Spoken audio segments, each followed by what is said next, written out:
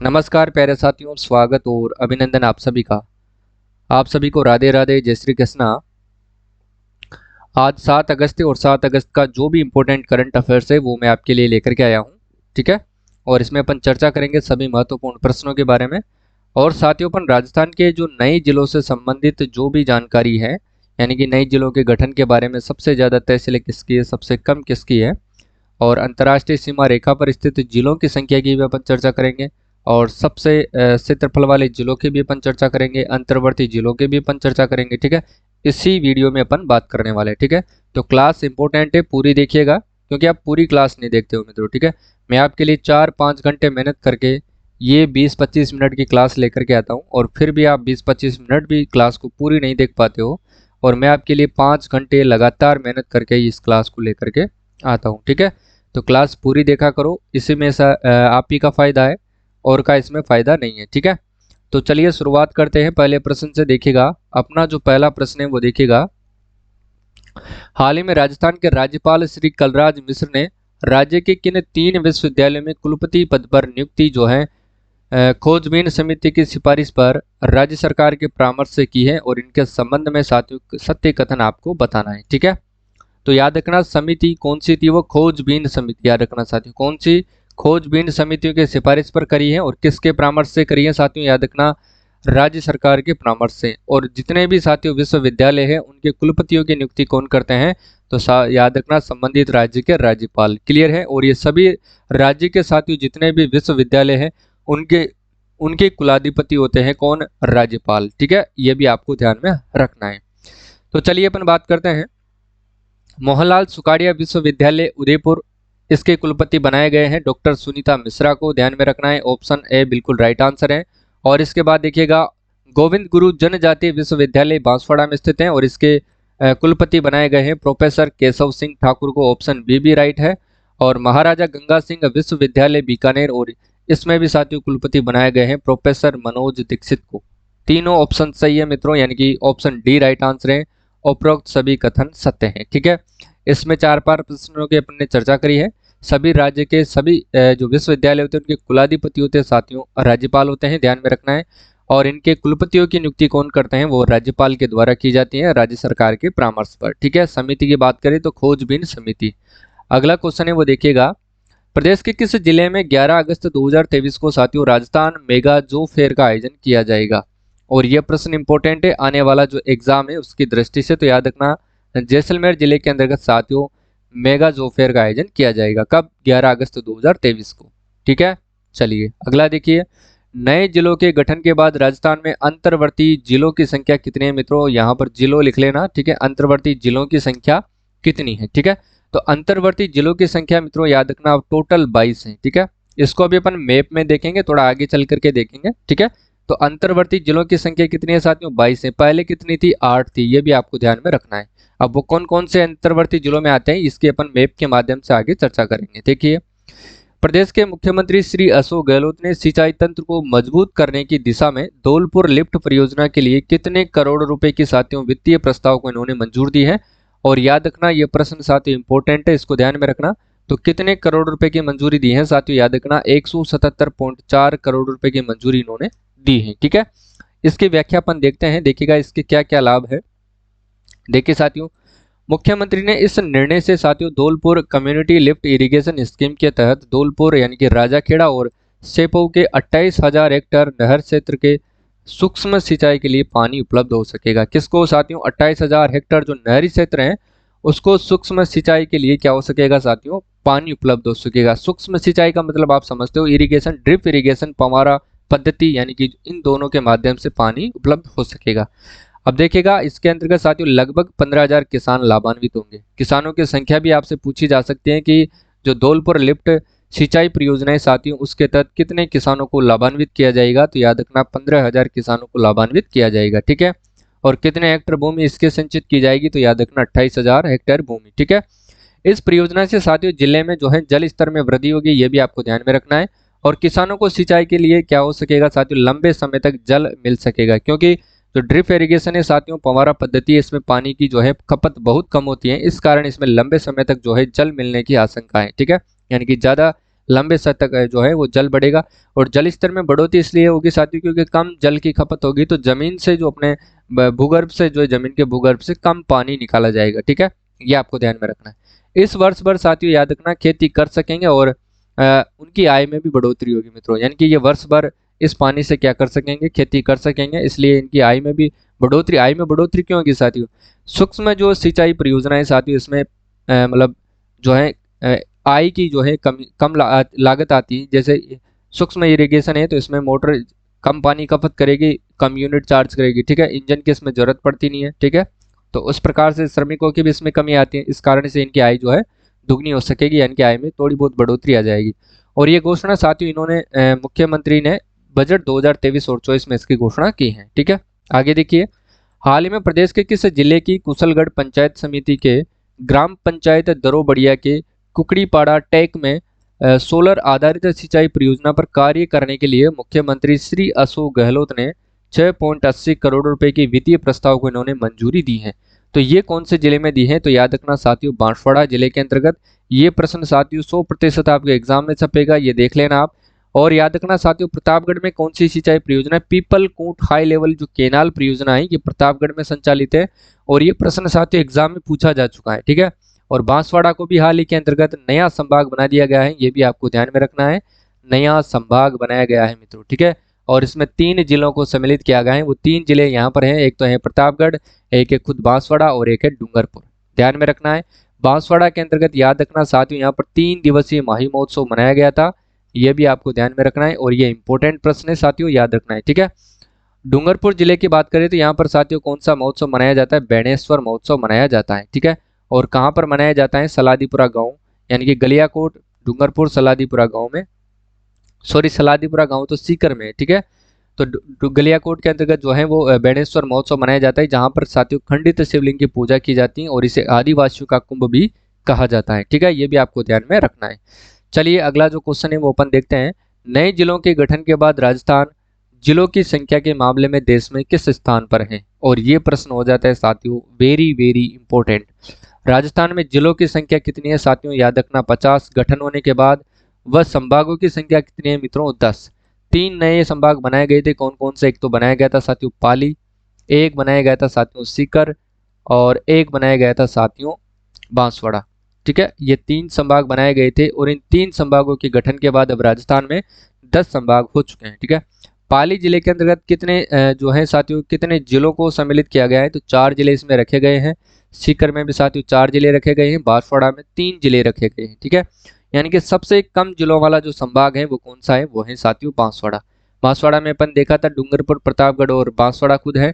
सीकर की अगर अपन बात करें तो साथियों 3 शेखावाटी जिले सीकर, चूरू, झुंझुनू और एक है साथियों नीम का थाना जो नया बना है। ठीक है, पाली जो याद रखना साथियों, पाली के अंतर्गत भी कौन कौन से रखे गए हैं? तो याद रखना साथियों पाली में पाली है, एक तो जालोर है और एक सिरोही है। और जो नवीनतम जिला बना है ध्यान रखना सांचौर पाली के अंतर्गत रखा गया है। ठीक है, क्लियर है, ध्यान रखना। जबकि जिलों की अगर अपन बात करें तो जिलों के मामले में देश में राजस्थान का तीसरा स्थान है 50 जिलों के साथ। जबकि प्रथम स्थान किसका है? तो याद रखना साथियों उत्तर प्रदेश का है और याद रखना द्वितीय स्थान पर साथियों मध्य प्रदेश है, ये भी आपको ध्यान में रखना है। ठीक है, चलिए अगला क्वेश्चन देखिए। नए जिलों के गठन के बाद राजस्थान में सबसे अधिक और सबसे न्यूनतम तहसील क्रमशः किन जिलों में है? और ये प्रश्न भी लगा लो स्टार्ट, एग्जाम की दृष्टि से इंपॉर्टेंट है।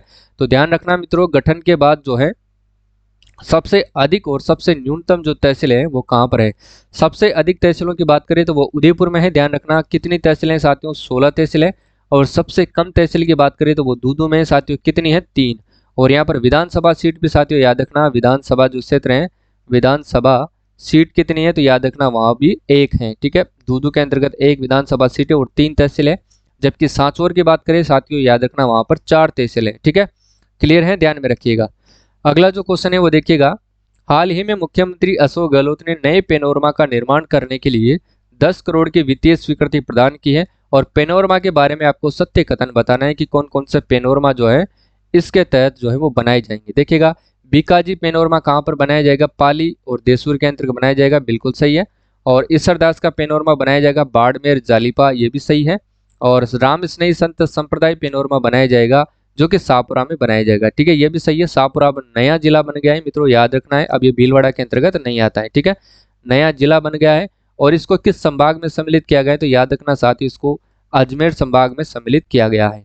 ठीक है, जबकि भीलवाड़ा को किस में सम्मिलित किया गया है, तो ध्यान रखना उदयपुर संभाग में भीलवाड़ा को ट्रांसफर कर दिया गया है। ठीक है, चलिए ऑप्शन डी बिल्कुल राइट आंसर है, उपरोक्त सभी कथन सत्य हैं।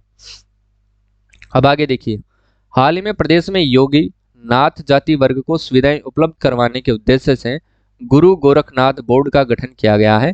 इसमें साथियों अध्यक्ष व उपाध्यक्ष सहित कितने सदस्य होंगे, और जो भी सदस्य होंगे साथियों सभी के सभी गैर सरकारी सदस्य होंगे। ठीक है, गैर सरकारी इसमें सदस्य होंगे, ये भी आपको ध्यान में रखना है। क्लियर है? तो इसमें साथियों अध्यक्ष एवं उपाध्यक्ष सहित कितने सदस्य होंगे, 5 सदस्य होंगे। ठीक है, यानी कि एक उपाध्यक्ष और अध्यक्ष होंगे और बाकी के 3 सदस्य होंगे, यानी कि 2 + 3 ये निकाय है, ये भी आपको ध्यान में रखना है। चलिए अगला क्वेश्चन देखिए, नए जिलों के गठन के बाद राजस्थान में रेड क्लिफ रेखा पर स्थित जिलों की संख्या कितनी है, और ये प्रश्न तो साथियों काफी ज्यादा इंपॉर्टेंट है। याद रखना साथियों नए जिलों के गठन के बाद रेड क्लिफ रेखा पर सिर्फ जिलों की संख्या में परिवर्तन हुआ है, रेड क्लिफ रेखा की लंबाई में बिल्कुल कोई परिवर्तन नहीं हुआ है।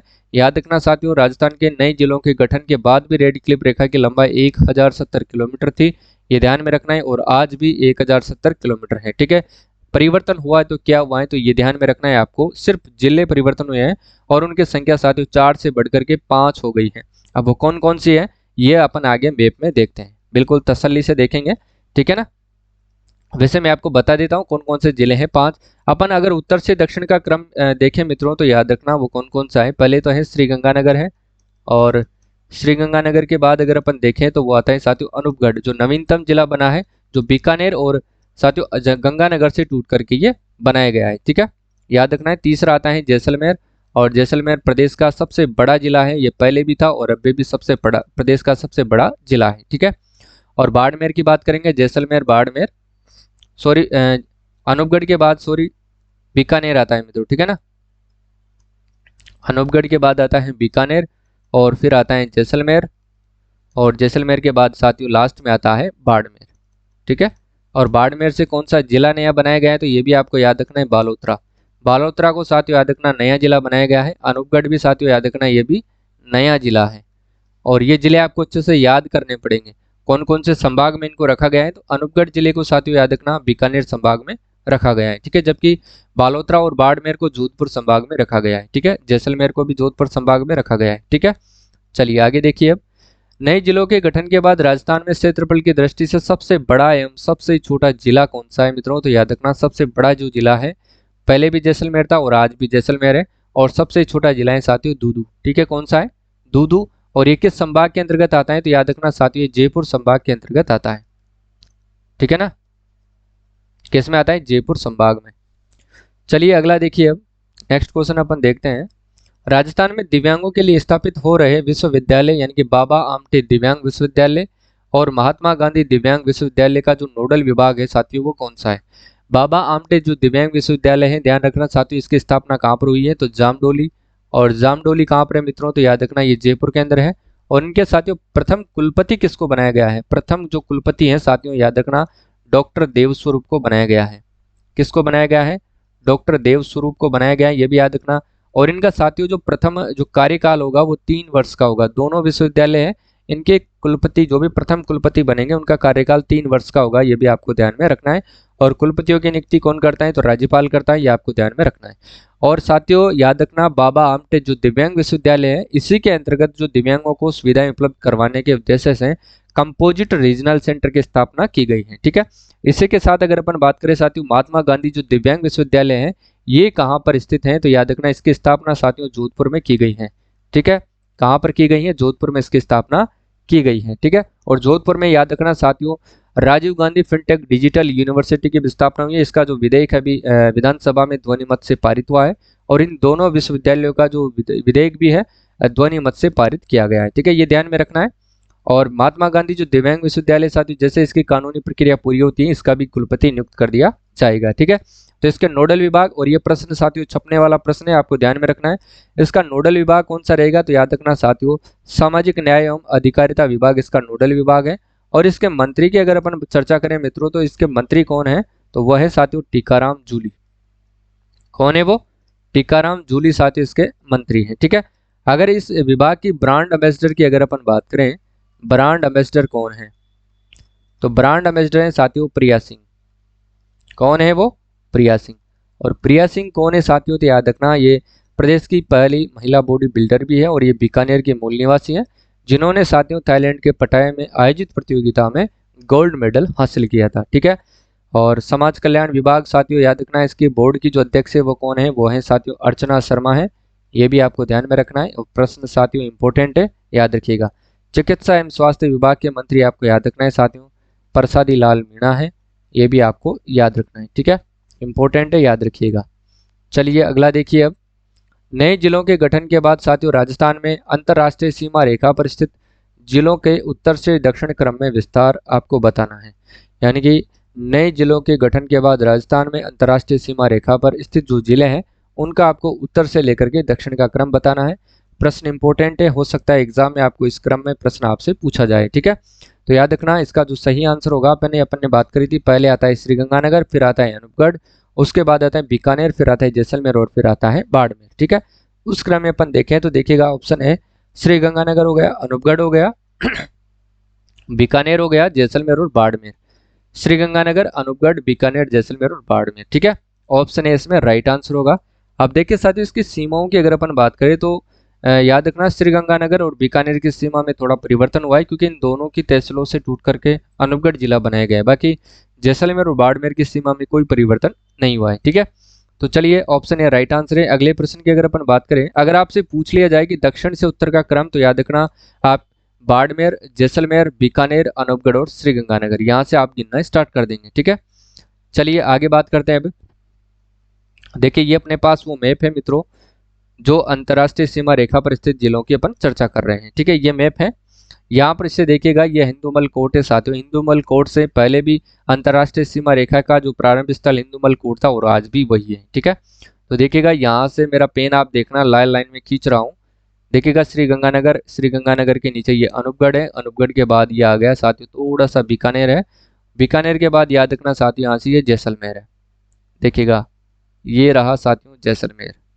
ठीक है, और यहाँ तक है ये रहा जैसलमेर, और यहाँ से लेकर के यहाँ तक साथियों याद रखना ये रहा बाड़मेर। ठीक है, ये आपको ध्यान में रखना है।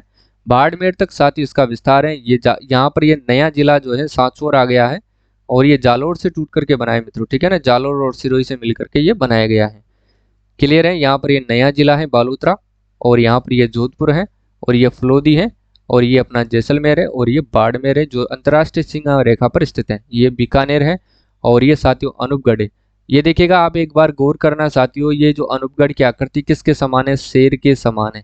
ये देखिए इसका मुख यहाँ से देखिएगा, ये मुख बिल्कुल साथियों शेर के समान इसका मुख है, और इसके देखिएगा ये पैर भी है, और ये बैठे हुए की पोजीशन में ये अपने को लगता है। ठीक है, अगर अनूपगढ़ की आकृति आपसे पूछ लिया जाए मित्रों, तो आकृति भी आपको याद रखना है किसके समान है, शेर के समान है।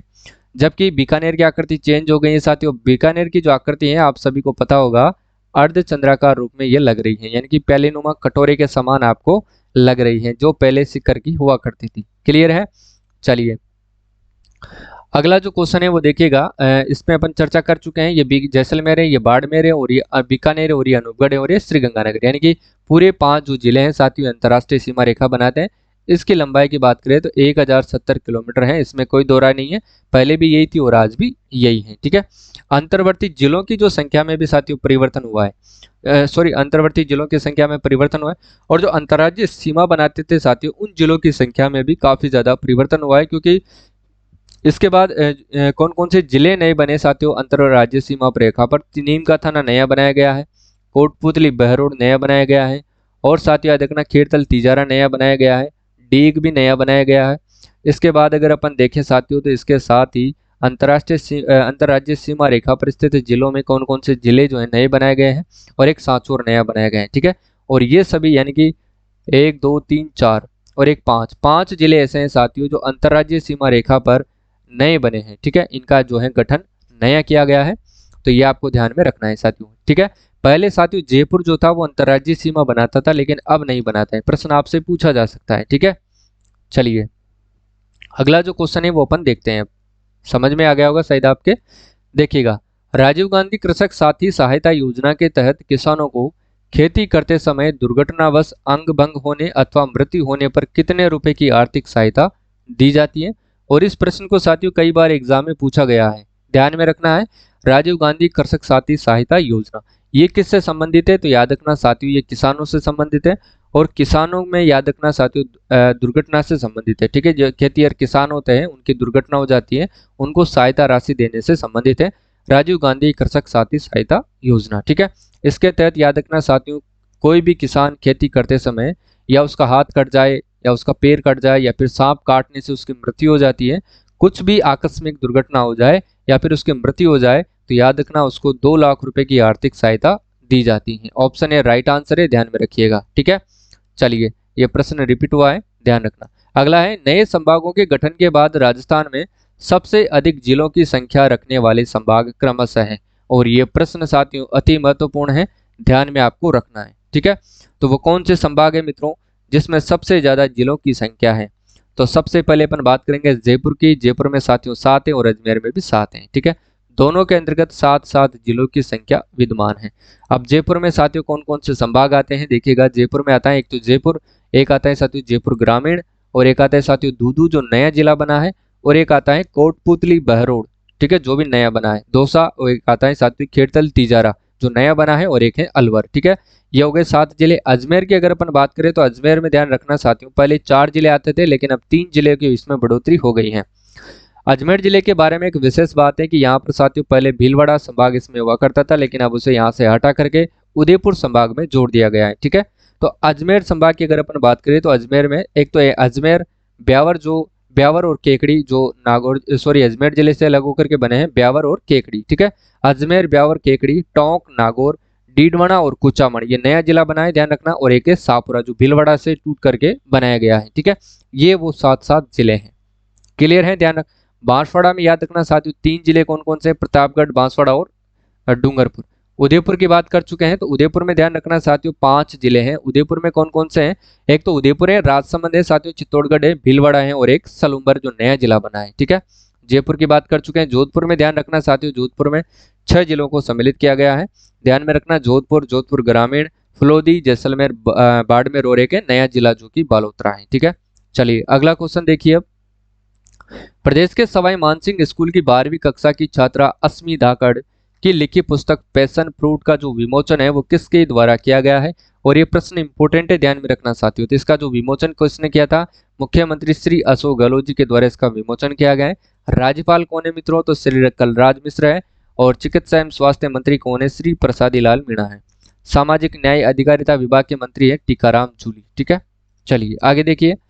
प्रदेश में एसएसबीसी ग्रुप के मैनेजिंग डायरेक्टर साथियों मदन यादव को रियल एस्टेट क्षेत्र में उत्कृष्ट कार्य करने के लिए राज्यपाल कलराज मिश्र एवं मिस यूनिवर्स 2021 में जिन्होंने खिताब जीता था हरनाज कौर सिंधु ने किस अवार्ड से सम्मानित किया है?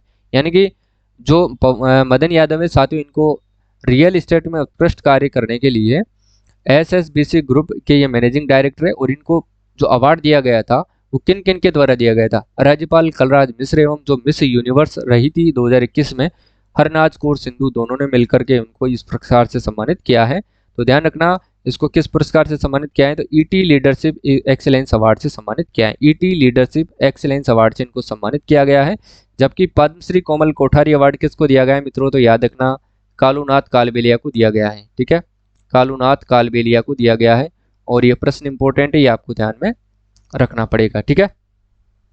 चलिए अगला और लास्ट प्रश्न है आपका, देखिएगा।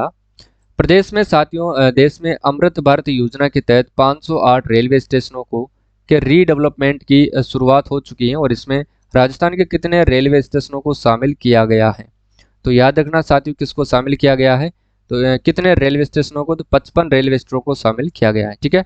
और साथियों एक प्रश्न था, शायद वो मेरे हिसाब से डिलीट हो चुका है, उस प्रश्न की चर्चा करते हैं। वो कौन सा प्रश्न था देखिए, अगर नहीं भी होगा तो मैं आपको ऐसे बता दूंगा, ठीक है।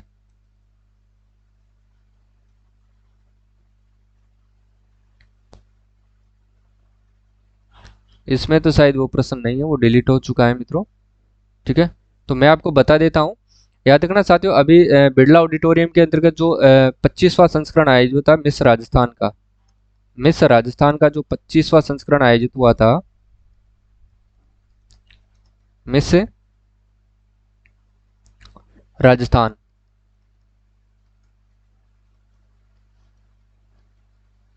का जो 25वां संस्करण आयोजित हुआ था, इसमें साथियों जो मिस राजस्थान चुनी गई थी वो कौन थी, इसके बारे में अपन चर्चा करेंगे। ये जो प्रश्न है साथियों में लिखा तो था पर वो शायद मेरे हिसाब से डिलीट हो गया है।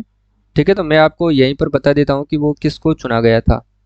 देखिए, मिस राजस्थान जो 25वां संस्करण हुआ था इसके अंतर्गत चुना गया था। इसमें साथियों कितनी गर्ल्स भाग ली थी याद रखना, 5400, 5400 गर्ल्स इसके अंतर्गत जो है भाग ली थी, याद रखना। और इसके अंतर्गत जो 22 साल की वैष्णवी 22 साल की वैष्णवी ने इसके अंतर्गत जो मिस राजस्थान का खिताब जीता है। ठीक है, ये आपको ध्यान में रखना है। मिस राजस्थान प्रश्न आपसे पूछा जा सकता है। ठीक है, और ये प्रश्न इंपॉर्टेंट भी है। इनके वर्ष 2023 का जो मिस राजस्थान का खिताब किसने जीता है, तो वैष्णवी ने जीता है, इतना आपको ध्यान में रखना है। ठीक है, किसने जीता है साथियों, वैष्णवी शर्मा ने। ठीक है, और फर्स्ट रनर अप का खिताब किसने जीता है, तो वही आकांक्षा चौधरी ने जीता है। जबकि सेकंड रनर अप की बात करें तो उर्जला ने जीता है, और थर्ड रनर अप की बात करें तो याद रखना साथियों दीक्षा यादव ने जीता है। ठीक है, क्लियर है। चलिए, तो आज की अपनी जो ये क्लास थी साथियों, ये क्लास आपको कैसी लगती है, अगर क्लास आपको अच्छी लगती है तो अपने मित्रों के साथ जरूर शेयर करना, ताकि मेरी मेहनत आपको अच्छी लगी हो तो क्लास को लाइक जरूर कर दीजिएगा। ठीक है, अगर चैनल पर नए हो तो सब्सक्राइब जरूर करना। ठीक है, तो अगर इसकी पीडीएफ आप लेना चाहते हो तो टेलीग्राम आप ज्वाइन कर लीजिएगा। 15 अगस्त को अपना मोबाइल ऐप आने वाला है, तो उस ऐप को भी आपको डाउनलोड करना है। ठीक है, ताकि आपको राजस्थान करंट अफेयर्स की टेस्ट सीरीज आपको वहां पर बिल्कुल फ्री दी जाएगी। तो आज के लिए इतना ही। जय हिंद, जय भारत।